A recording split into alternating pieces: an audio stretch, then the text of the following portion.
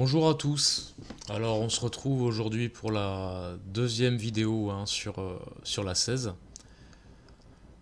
Euh, alors j'avais deux trois précisions à faire par rapport à la première vidéo que j'ai faite. Euh, Il y a quelque chose que j'avais pas précisé qui est quand même important, c'est que j'ai tendance à aller des fois très loin et en fait à m'échapper un peu de choses assez basiques mais qui sont fondamentales en fait.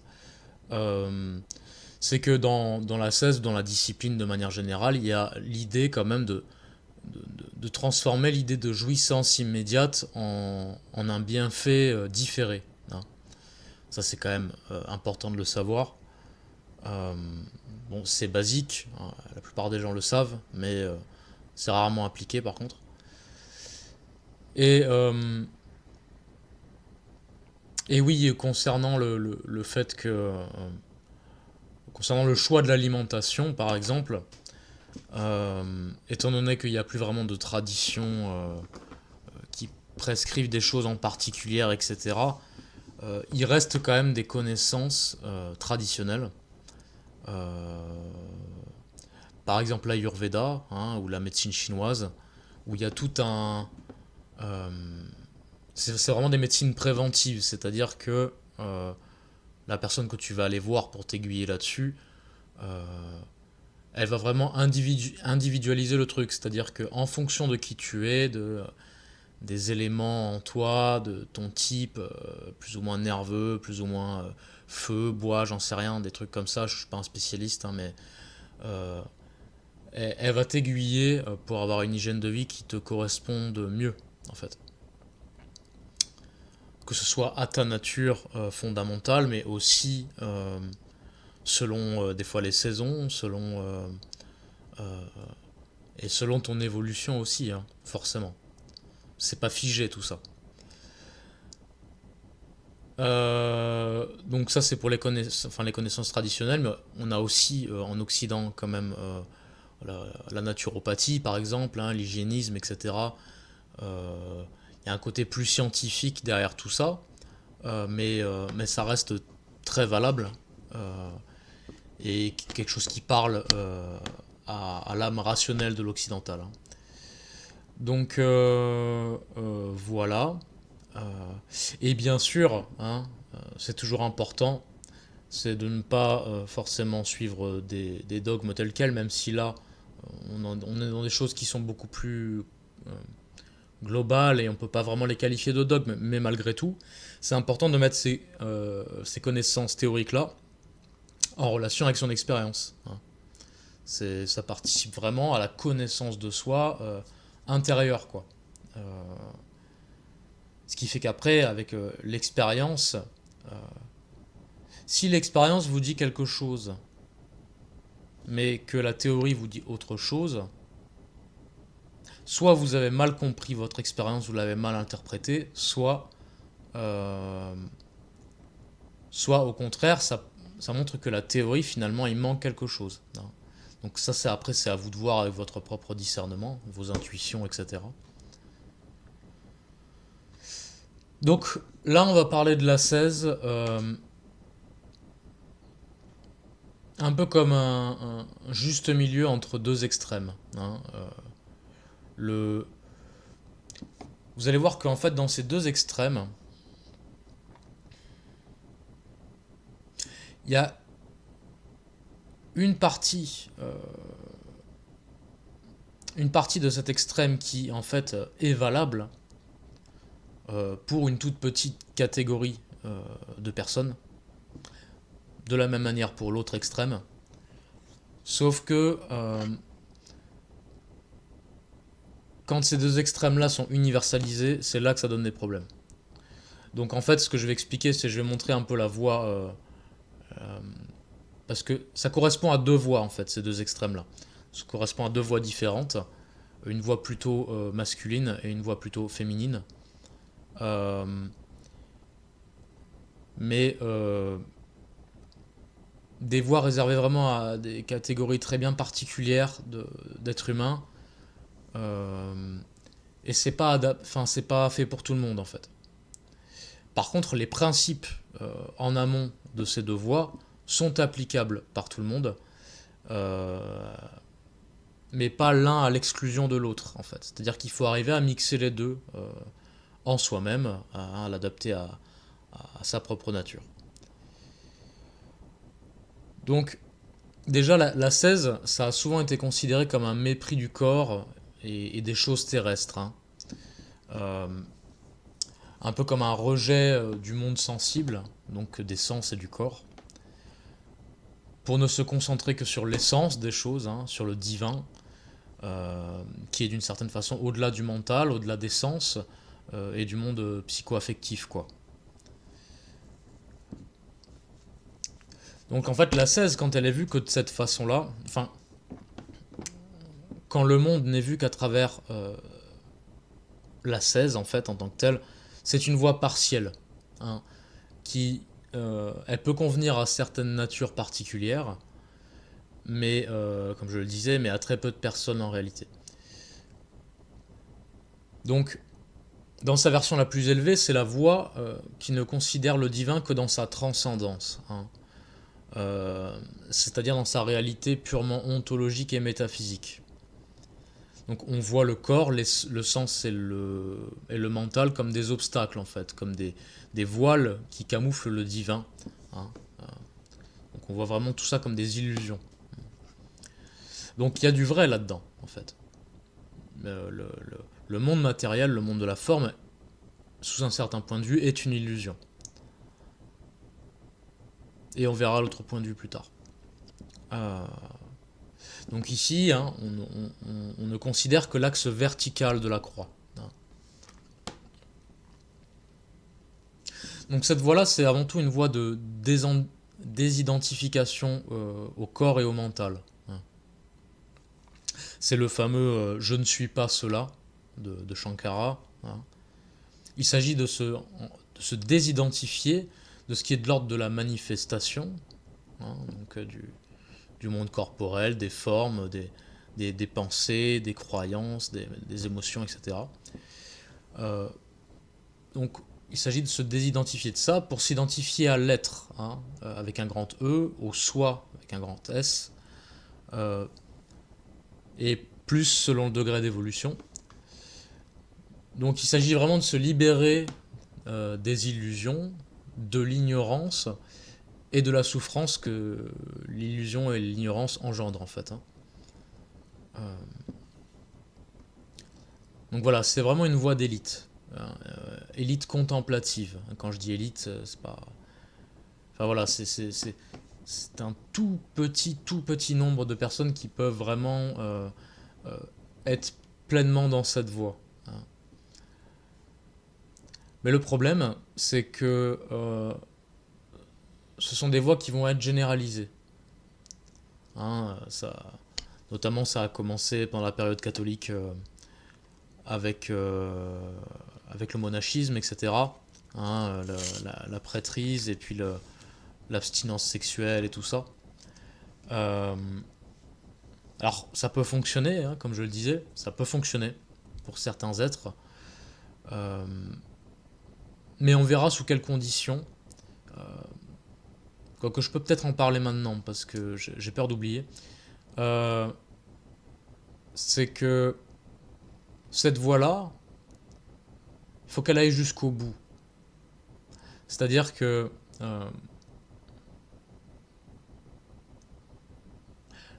la désidentification complète du, par rapport au corps, au mental, etc., donc hein, de la conscience qui se désidentifie de tout ça, euh, pour s'identifier et s'unir, hein, à la divinité, euh, en fait, ça n'est réellement possible, hein. Ce stade ne peut être atteint que si en fait le travail est fait jusqu'au bout et qu'en fait le regard n'est pas fixé que sur le haut, mais est fixé aussi sur le bas. C'est-à-dire que euh, pour s'élever au ciel, hein, au paradis en quelque sorte, il faut avoir fait une descente aux enfers. hein. Donc il y a quelque chose de profondément initiatique. Euh, donc le problème de cette vision-là, c'est que elle peut vouloir être pratiquée par des personnes qui le font pour de mauvaises raisons en fait, qui n'ont pas les capacités de le faire. Et en fait, c'est que cette vision ascétique a été répandue généralement par les religions, hein. Dans toutes les traditions, il y a des voies ascétiques, euh, mais pas seulement juste des voies, juste des sortes d'infusions d'ascèse, hein, dans chaque doctrine. Par exemple, en Inde, vous avez plein de voies, plein d'écoles. Euh, et dans chacune d'entre elles, il y a un accent qui est mis quand même sur l'importance de l'hygiène de vie, etc. Donc l'ascèse est présente, mais pas dans cet extrême-là, hein. Euh, et du coup, avec les religions et puis le littéralisme, hein, bien sûr, c'est justement, on a des idéologies très dualistes et mortifères en fait qui découlent de cette conception de l'ascèse, hein, de cette conception du le monde est une illusion, euh, l'essence et le mental sont que des obstacles et des voiles, mais en fait c'est vrai mais ça ne l'est pas en même temps. Il y a quelque chose de fondamental à apprendre, à explorer dans le corps, dans les émotions, dans, le, dans la psyché au sens astral du terme. Il y a... Et le problème, c'est quand on commence à refuser ça, hein. Donc, donc là, ça conduit in fine à penser que le monde matériel, le monde dans lequel on vit, hein, le dunya des musulmans, et d'ailleurs, cette vision-là est très présente dans l'islam, hein, que en fait, le monde matériel est hostile, quoi. C'est une œuvre du diable, euh, indigne d'intérêt d'être regardé, euh, que c'est un monde d'illusions et de tentations, hein. Donc de tout ça, en fait, il va découler quoi? Bah, de la paranoïa.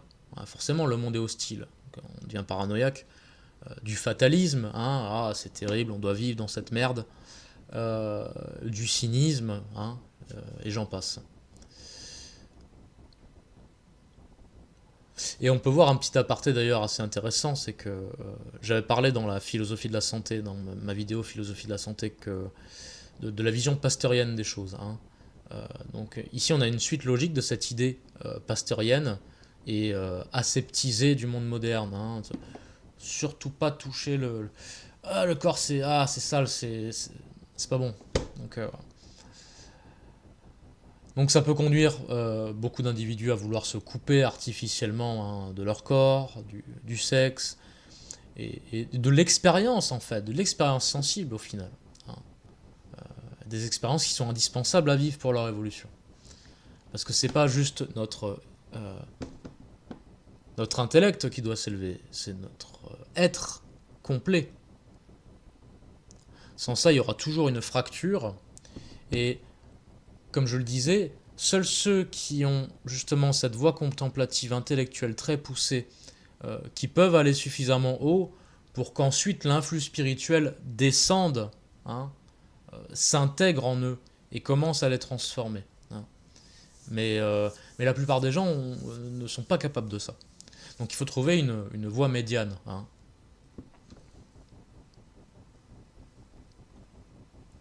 Donc voilà, bon, pour revenir là-dessus, la cesse de manière générale vise à une libération, euh, mais lorsqu'elle devient exclusive et idéologique, hein, donc exclusive dans le sens où bah, il n'y a que la transcendance, il n'y a que l'essence divine qui compte, le corps, tout ça c'est de la merde, ben, en fait, et qu'elle passe dans les mœurs généraux, hein, les mœurs de la civilisation dans laquelle elle s'intègre, ben, elle devient un puritanisme en fait, hein.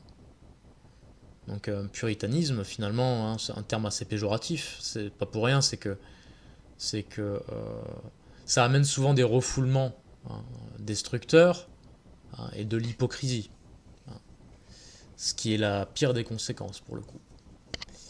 C'est tout l'inverse en fait du chemin spirituel sain. Hein. Donc en fait, cette vision de l'ascèse, hein, une fois qu'elle devient un peu idéologique comme ça, qu'elle est détournée,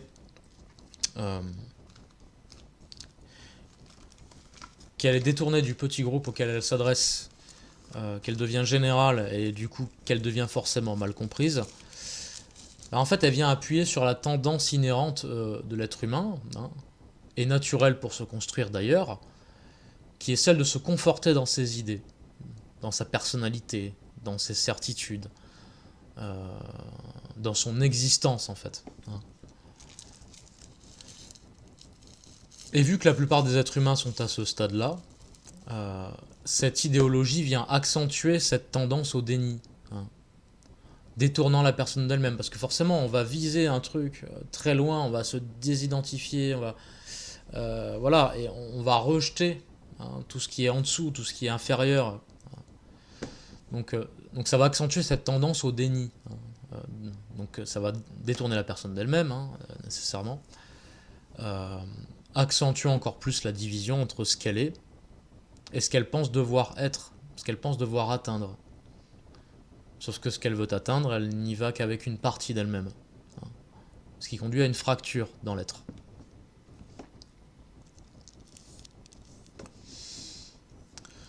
Donc, en plus de ça, hein, voilà, je déroule un petit peu toutes les conséquences de cette idéologie, c'est que elle peut conduire à la rigidité, hein, au conformisme. Ah, il faut être rigide, faut être, oh là là, c'est pas d'écart, pas de, au conformisme, forcément, au dualisme, à la sévérité, à l'application extrême de la loi. Et puis on en arrive finalement à considérer la lettre plutôt que son esprit, hein, pour reprendre la parabole évangélique. Et on arrive au littéralisme. Hein. Donc pour résumer en une phrase, c'est que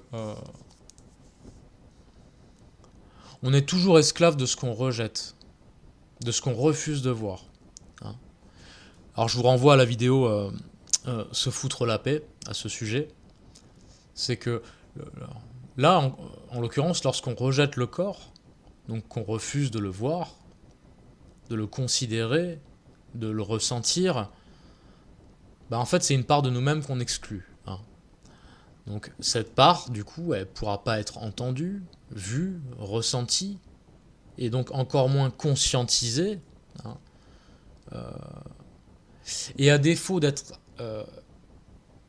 en capacité d'effectuer un vrai détachement salvateur, comme je le disais, hein, en allant jusqu'au bout, pour qu'il y ait cet influx finalement qui nous fasse redescendre, en fait, hein, qui nous amène à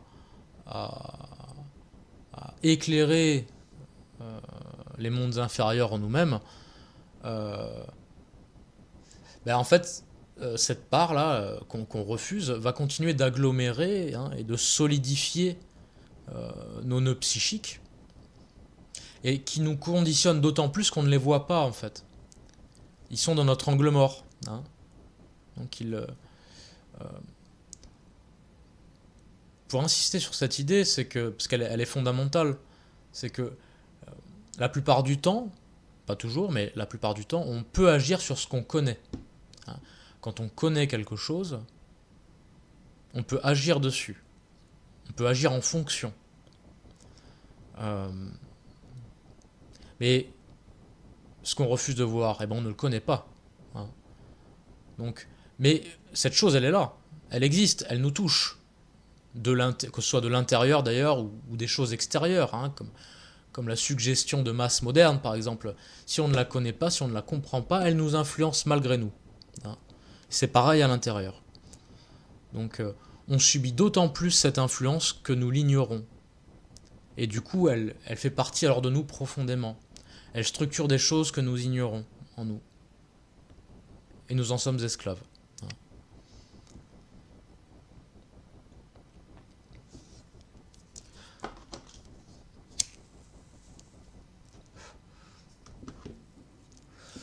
On parle d'ascèse et je me crame une clope.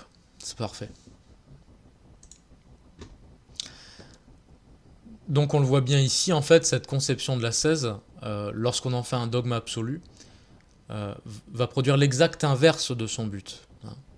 Elle va conduire à l'enfermement au lieu de conduire à la libération, va conduire à la division interne plutôt qu'à l'union interne, et à la corruption de l'être plutôt qu'à sa transfiguration. Parce que ce qu'on ne voit pas, ce qui nous domine comme ça, mais du coup qui va rester, qui va continuer de s'agglomérer, qui va se rigidifier, va finir par pourrir, et en fait ça va nous, sans qu'on le sache, sans qu'on comprenne pourquoi, ça va contaminer tout notre être, hein, un peu comme une tumeur qui n'est pas traitée hein, par une hygiène de vie saine, etc. Hein, hygiène mentale, psychique, spirituelle, et ben, elle va grossir, elle va grossir, elle va devenir généralisée.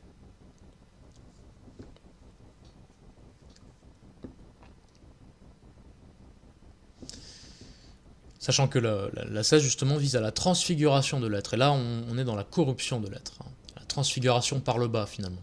Hein. Transfiguration perverse au sens étymologique du terme pervers. Et l'hypocrisie en est la conséquence la plus grave.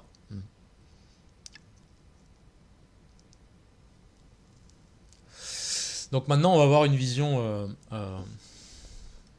du monde un peu, ouais, un peu opposée. Opposée pas dans le sens d'une opposition, d'une séparation fondamentale, mais voilà, d'une polarité inverse en fait. Hein. Parce que là, on parlait de transcendance, on parlait de verticalité, on parlait du ciel, du paradis, hein, de l'essence divine, l'esprit. Là, on va plutôt mettre l'accent sur l'immanence, hein, l'horizontalité, sur la nature qui nous entoure, le corps, les sens et les plaisirs de la vie. Hein. Donc, pour ça que j'ai appelé cette vision à la fois naturaliste, empiriste et hédoniste. Donc là, je vais commencer directement par surtout les mauvais côtés de cette vision. Je vais vous expliquer rapidement pourquoi. C'est qu'en fait, sur un plan, d'un point de vue métaphysique, en fait, le plus élevé est analogue au plus inférieur. C'est-à-dire que le ciel, dans son principe primordial,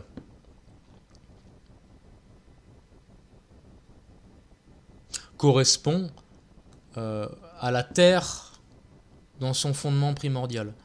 Mais les pires choses, les choses les plus inférieures au sens jugement de valeur ou ontologique de ce terme, se situent dans le monde psychique. Hein.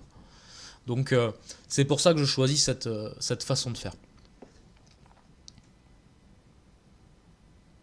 Donc cette conception du monde dont je vais parler là, elle va avoir tendance à tout ramener au monde sensible. Hein. Donc c'est ce qu'on appelle être empirique. Hein. Donc c'est tout ramener à l'expérience sensible des sens et à la matérialité. Donc elle ne considère cette fois-ci, comme je le disais, que l'aspect horizontal et l'immanence divine plutôt que sa transcendance. Hein. L'immanence divine, c'est-à-dire la présence divine au sein même de la matière. Hein. On peut voir la manière comme la matière comme un écho du divin. Un écho et même, et ça c'est dans la version symbole, dans la version reflet. Mais à l'intérieur même de la matière, hein, on retrouve cette polarité euh, fondamentalement féminine, d'une sorte d'océan primordial, de terre primordiale, un peu chaotique, mais en même temps d'une substance infinie, hein, qui va être mise en forme et mise en ordre par l'esprit, par le ciel, symboliquement. D'accord. Donc, donc la terre, tout autant que le ciel, est divine, enfin, en fait.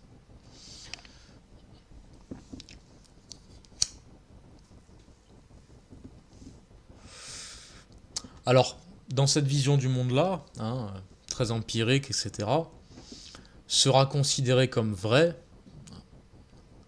tout ce qui fait plaisir, tout ce qui est confortable, tant sur un plan physique que psychique. Hein.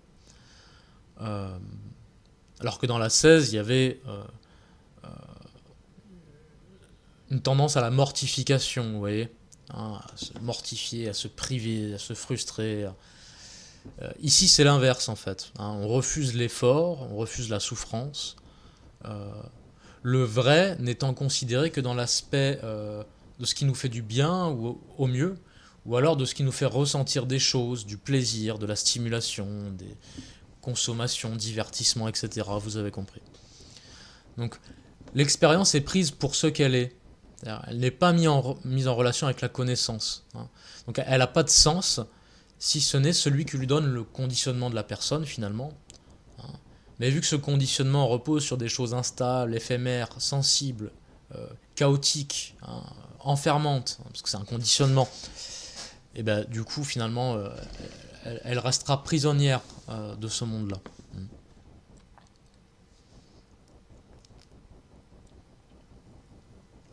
Par exemple, on va vouloir manger des choses qui vont satisfaire notre palais, hein, remplir notre ventre jusqu'à n'en plus pouvoir. Et cette satisfaction sensible, puisqu'elle nous amène du plaisir, sera considérée comme quelque chose de bien. Hein. Et elle devra tout le temps être recherchée, tout le temps être renouvelée, parce qu'elle est éphémère par nature, et donc devra être renouvelée en permanence, comme ça. Donc une recherche perpétuelle, hein, des mêmes sensations auxquelles on est attaché. Donc il y a différents degrés même ici. Hein. Donc là on va passer à un degré un peu moins basique et animal et oui voilà. Donc il y a ceux qui vont rechercher plutôt le bien-être. Hein. Donc déjà il y a une recherche un peu plus approfondie pour donner du sens aux sensations. Hein. Donc, pour reprendre l'exemple précédent, la personne va comprendre que la satisfaction ressentie hein, quand elle va bouffer, etc., est éphémère, qu'en réalité la nourriture ingérée en plus lui fait du bien sur le coup, mais lui fait du mal à long terme, que ce soit par son excès ou que ce soit par sa qualité, hein, sa faible qualité. Donc elle va comprendre que cette sensation est une forme... enfin, je ne sais pas si elle ira jusque-là, mais je veux dire... euh, en tout cas, c'est intuitif. Elle sent que cette sensation, c'est une forme d'illusion des sens. Hein. Donc, parce qu'elle fait croire à un bien, et finalement, il y en a un sur un certain plan, hein, mais ça cache un mal plus grand derrière. Mais même ici, le but recherché est toujours le confort et le bien-être à long terme, vous voyez, l'absence de souffrance. Alors, ce but est naturel, mais en fait, le moyen utilisé est encore partiel et inadéquat, parce qu'on est toujours dans cette même recherche-là. Euh, pour arriver à l'absence de souffrance, il faut accepter la souffrance. Il faut aller au fond de la souffrance. Et on va y venir.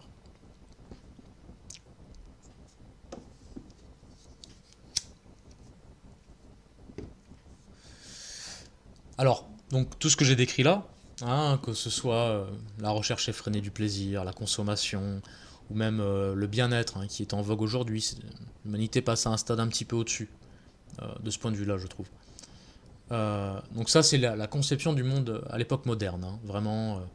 Donc l'expérience n'est reliée à aucun principe supérieur, déjà, ça c'est clair. Mais sans même aller jusque-là, l'expérience est pas ou très peu reliée à des connaissances, hein, des connaissances véritables euh, sur le fonctionnement que ce soit de notre corps, de notre âme, etc. Hein, des connaissances qui permettent du coup un discernement. Hein.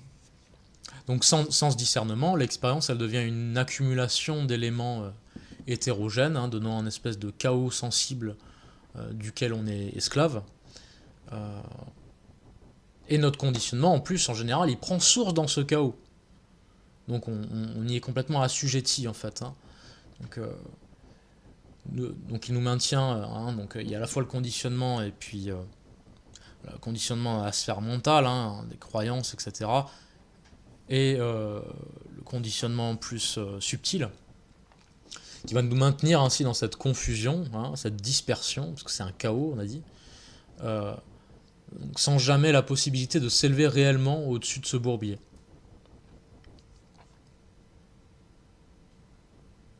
Le pire, c'est qu'aujourd'hui, toute cette consommation, elle ne vise qu'à anesthésier ce que peut communiquer notre corps, en tant que, quelque part, émissaire de la psyché. Parce que c'est aussi une des fonctions du corps. Et c'est là où on en revient à quelque chose, c'est là où on en revient à comprendre l'importance du corps et l'importance de comprendre sa nature sacrée.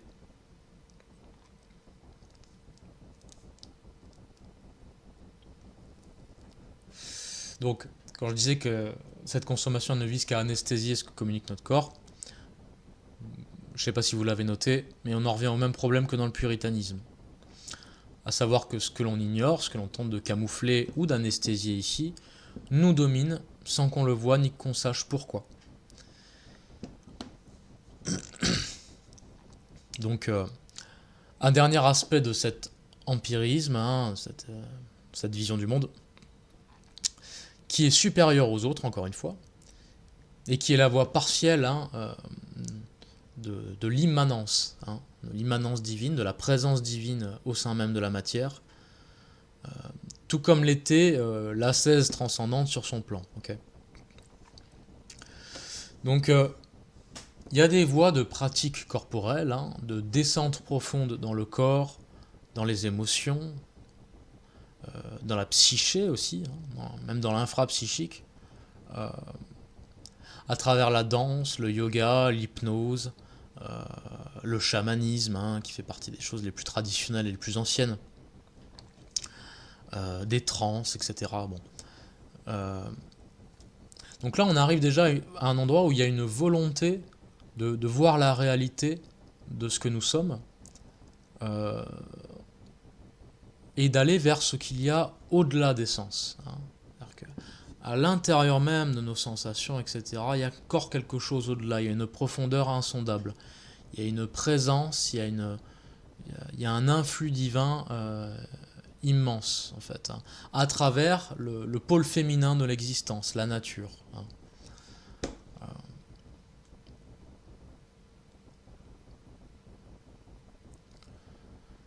Donc, hein, dans l'ascèse, on était dans la recherche des vérités transcendantes, de la réalité métaphysique, et par le fait d'atteindre cette réalité métaphysique,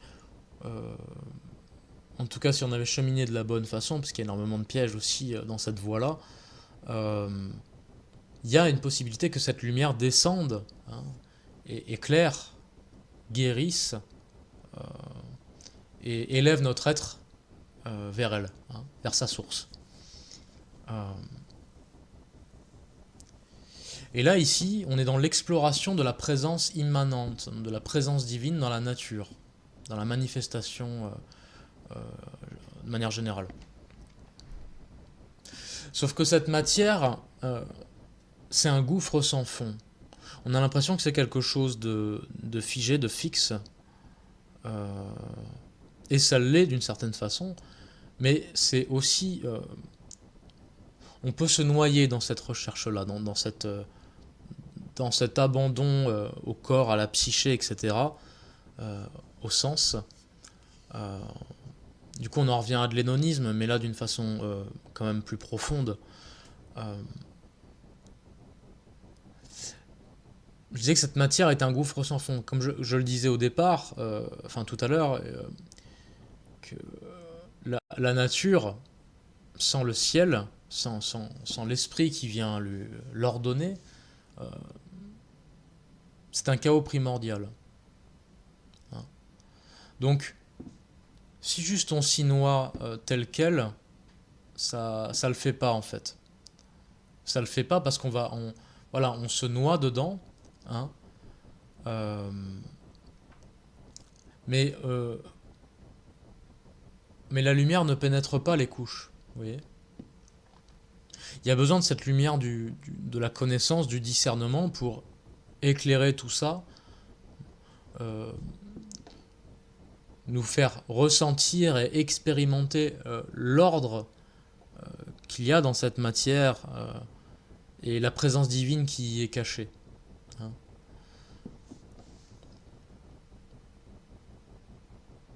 Parce qu'il y a des gens comme ça, en fait, quand je parlais de se noyer là-dedans, c'est qu'il y a des gens qui...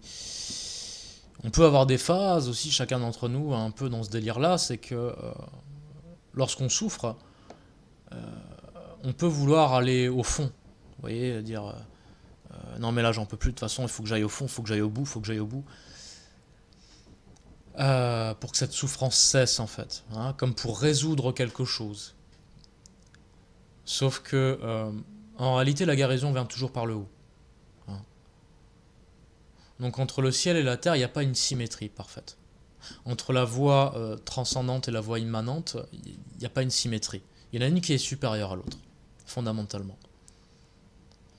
On ne peut pas guérir par le bas.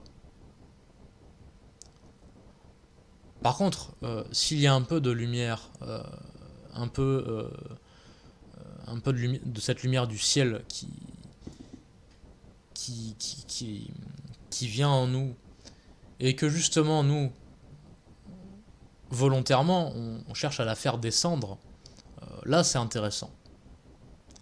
Là il y a quelque chose de complet, il y a un pont entre le ciel et la terre, il y a un alignement, vous voyez. Donc il y a quelque chose de réellement opératif et qui va transfigurer l'être.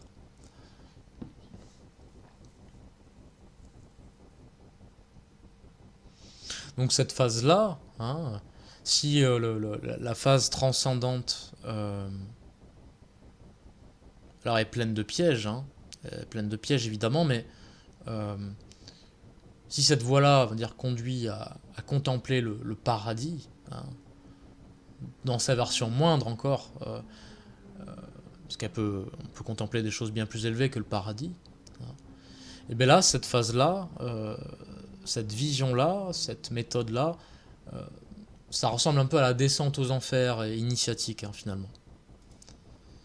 Mais, comme le Guénon en parlait, il ne faut pas confondre descente aux enfers et chute dans le bourbier. Hein.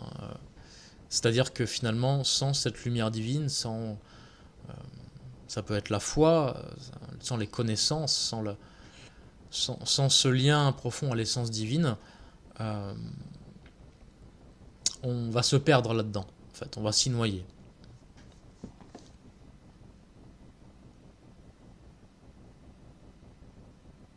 En plus de ça, voilà, cette démarche va souvent avec une exploration du monde astral. Hein. C'est quelque chose de très féminin. Euh, du monde astral qui est très chaotique, où il y a beaucoup de confusion euh, et énormément de dangers qui vont avec. Hein. Bien plus dangereux que le monde matériel en lui-même.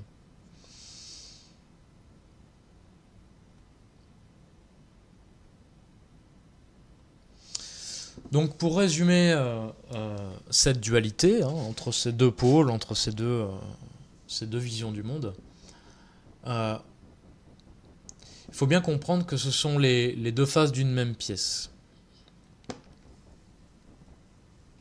Car on l'a vu, hein, l'un comme l'autre conduisent au même esclavage, s'ils sont généralisés, s'ils sont mal compris, selon une modalité inverse l'une de l'autre. Hein. Ils utilisent un mode différent, mais parviennent au même résultat, que ce soit dans le positif ou dans le négatif, même si, effectivement, il n'y a pas une symétrie totale. Hein. Il vaut toujours mieux avoir de la connaissance que d'avoir une expérience sans connaissance.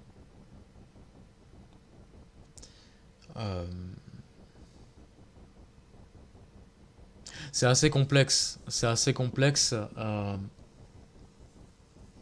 Et en même temps, je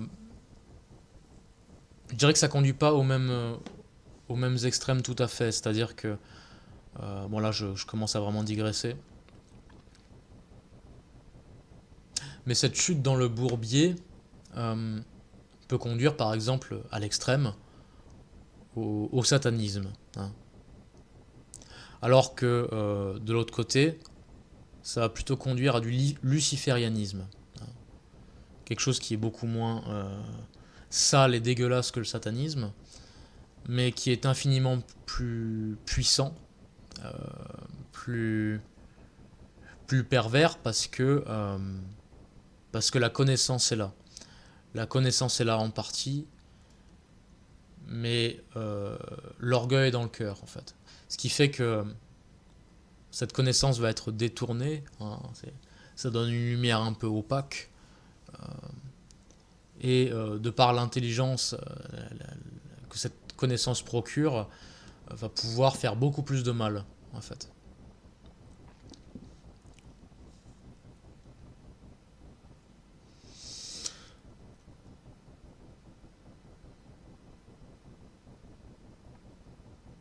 Donc on peut reprendre quand même une sorte de symétrie juste pour illustrer le propos, c'est que c'est une des nombreuses significations du yin et du yang, hein, à savoir que le pôle féminin et le pôle masculin s'interpénètrent, hein, ce que symbolise le trait ondulé, hein, qui les distingue l'un de l'autre, hein. Il y a ça suggère l'idée d'une distinction souple et perméable, hein, non pas d'une séparation irréductible. Hein, et c'est d'ailleurs exprimé aussi d'une autre façon, parce que au cœur de chaque élément, il y a un élément de l'autre à l'intérieur, hein. Donc, donc l'idée, c'est que si vous n'êtes pas fait pour la pure transcendance, et non plus pour la pure exploration, ce qui n'est pas possible de toute façon, parce que à un moment ou à un autre, euh, il faut qu'il y ait le pôle ciel qui intervienne. Mais l'idée, justement, à notre époque, c'est de mixer les deux, hein, d'essayer de trouver un juste milieu. Euh, hein, le symbolisme de la croix, hein, le point central entre les deux traits, entre les deux plans. Euh, alors bien entendu, l'équilibre est à faire en fonction de notre nature. Il ne peut pas y avoir une équivalence parfaite entre les deux, hein. Car déjà, juste, c'est évident, mais d'un point de vue physiologique, la différence de sexe montre la prédominance du féminin ou du masculin chez une personne. Donc déjà, ça c'est la première chose à prendre en compte, même si les évidences naturelles ont mauvaise presse aujourd'hui, hein. Euh, et en plus de cette différence biologique fondamentale, il existe une indéfinité de différences particulières. Je veux dire, on est tous différents. Donc, donc voilà. Le but étant de redevenir complet, c'est-à-dire de réaliser tous les potentiels de l'individu en tant qu'unité microcosmique, en tant qu'image particulière de l'unité macrocosmique, hein. C'est... L'être humain est fait comme ça. Et c'est lorsque l'individu atteint cette complétude déterminée qu'il a accès à la plénitude de l'être avec un grand E. Euh, et pour ça, bah forcément, il ne peut pas se permettre de rejeter une partie de sa nature. Pour atteindre la totalité de l'être, on ne peut pas rejeter une partie.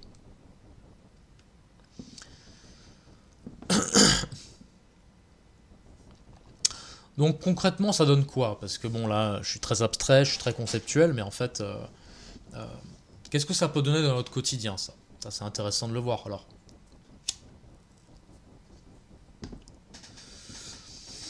Donc l'idée étant, hein, la première idée, c'est de réunifier notre être. Donc, nécessaire d'apprendre le détachement, puis la désidentification.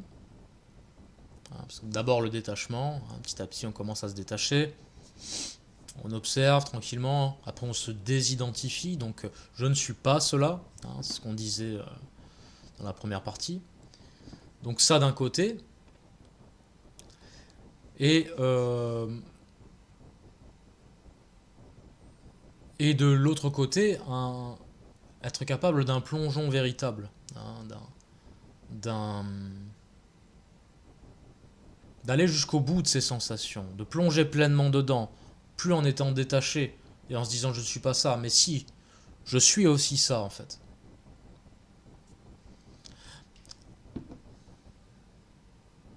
La partie détachement,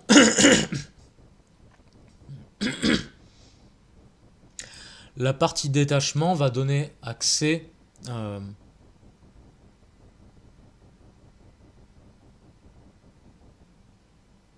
comment dire, va donner accès à une certaine forme de liberté, d'accord. Euh, va donner accès aussi à la lumière, de parvenir ici, hein. La partie plongeon, elle, va, va aider à faire pénétrer cette lumière à l'intérieur et à guérir les choses. Là, l'esprit qui va passer à travers la conscience, cette conscience va utiliser cette lumière pour, dans ce plongeon, et par la conscience totale de ce qui se passe dedans, ou la totale ou au moins plus approfondie qu'avant, va permettre de dénouer les choses. Bon, au final, je suis toujours aussi abstrait.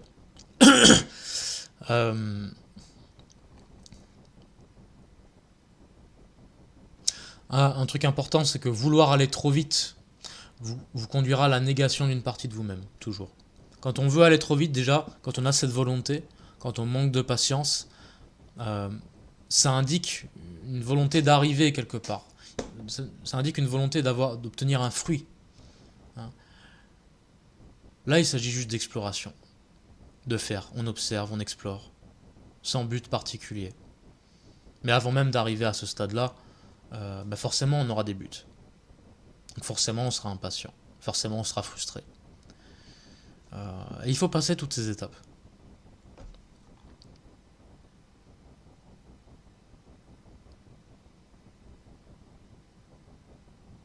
Alors à d'autres niveaux, hein, cet équilibre entre les deux, c'est quoi? C'est d'une part, d'un côté cultiver l'âme rationnelle, hein, le discernement, la recherche de la connaissance, et de l'autre côté, c'est explorer sa sensibilité, ses émotions, ses instincts, etc. Hein. Pareil, d'un côté, c'est avoir une structure, une discipline de vie, accepter la frustration, accepter de différer le plaisir pour accomplir ce qu'on doit accomplir.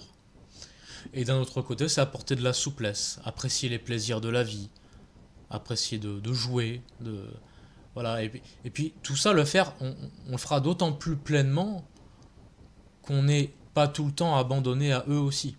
Hein. Donc on appréciera d'autant plus les plaisirs, on comprendra la qualité, la beauté plus des choses, hein, quand finalement on s'en coupe, on se prive. Hein. C'est aussi être ferme et impitoyable quand il le faut, et être souple et indulgent quand on le peut. Hein. Voilà, bon, j'ai donné quelques exemples assez concrets, j'espère, de ce juste milieu. Hein. Donc j'ai fini pour cette vidéo. Ouais, j'espère que ce sera pas trop abstrait et suffisamment intelligible. J'ai essayé de structurer au maximum. Voilà. Si vous avez des questions, n'hésitez pas. Hein. De toute façon, je ferai des vidéos un peu plus concrètes aussi, hein, sur la discipline de vie, l'importance que ça a, hein, l'importance du juste milieu, hein, comme je le disais ici. Voilà. Bon, eh ben, je vous remercie pour votre écoute et puis je vous dis à bientôt pour une prochaine vidéo.